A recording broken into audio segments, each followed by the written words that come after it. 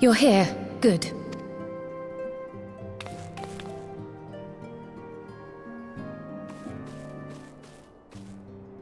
So, how are they?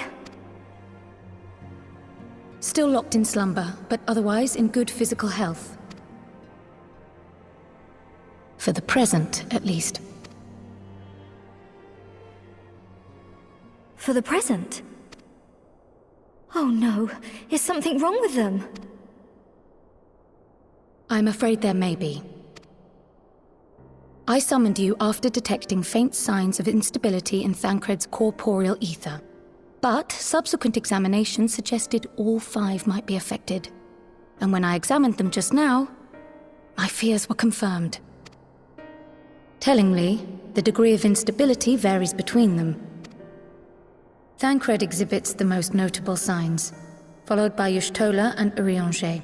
The twins' ether, meanwhile, remains relatively stable, but there is a change there too if one knows to look for it.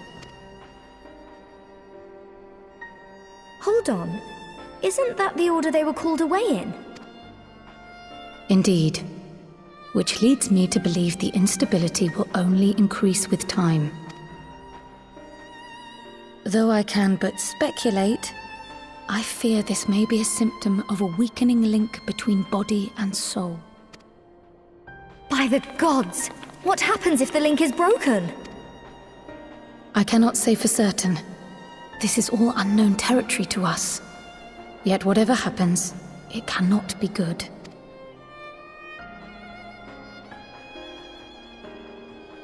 Mercifully, the instability is still only slight. And you may rest assured, Master Matoya and I will do everything in our power to keep it from worsening. Be that as it may, it is imperative that you find a way to restore our friends' souls to their bodies.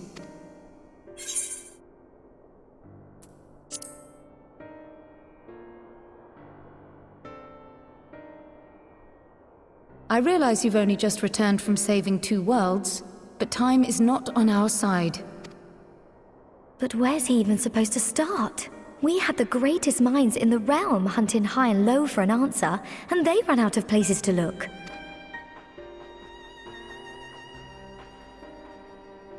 You stated in your report that the Exarch had originally intended to reverse the summoning process by means of his own death, correct?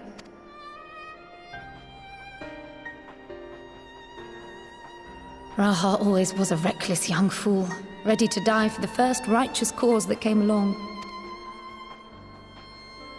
His plan might well have worked, but I for one am glad he never had the opportunity to see it through.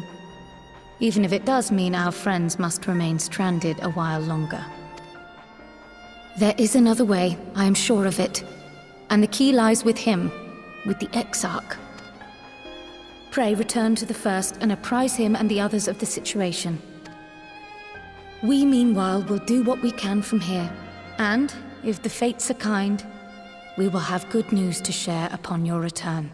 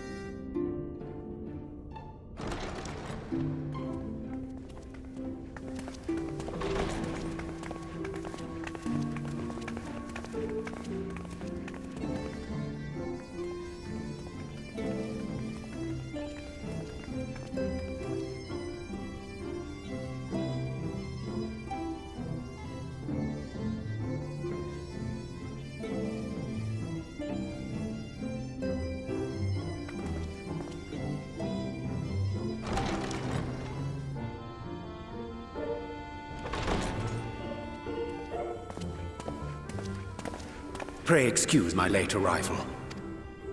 Will Thancred and Reen not be joining us? Nay, milady.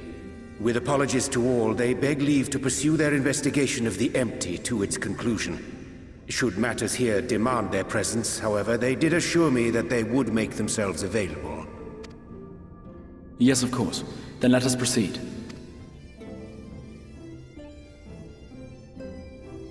I think it best that you begin by providing a summary of Mistress Kryle's findings.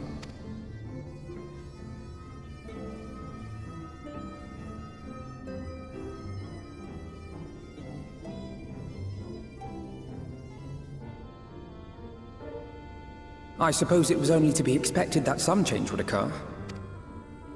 Yet our souls seem unaffected, to my eye at least. How long they will remain so is another question. Kryle is right. It is imperative we find a way to return to the source.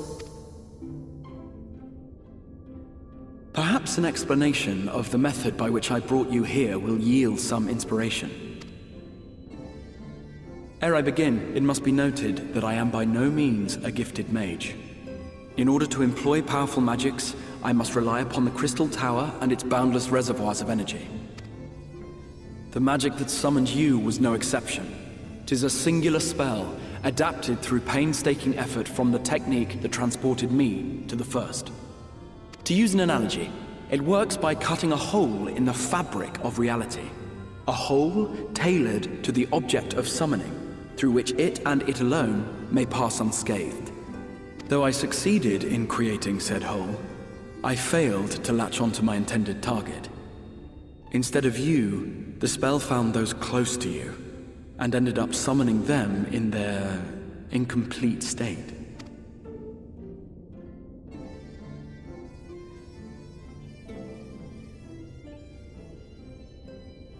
I would not soon throw my life away, not after the lengths you and yours went to save it. And so long as I breathe, I will